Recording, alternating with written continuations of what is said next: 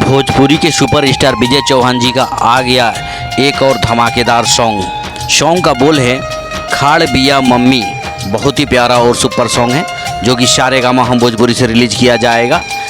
इस गाने में विजय चौहान जी और उनके साथ शिल्पी राज जी का मधुर आवाज़ है।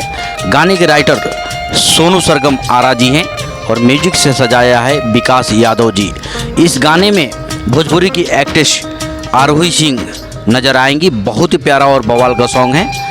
इस सॉन्ग का टीजर आज सारेगामा हम भोजपुरी से रिलीज कर दिया गया है। आप लोग जाकर टीजर का आनंद ले सकते हैं। इस गाने का फुल वीडियो सॉन्ग 1 मई को सुबह 7 बजे रिलीज किया जाएगा। विजय चौहान जी के जितने भी फैंस हैं रहे तैयार। सारेगामा हम भोजपुरी 1 मई सुबह 7 बजे जाना है। गाने को ढेर सारा दुलार प्यार देना है।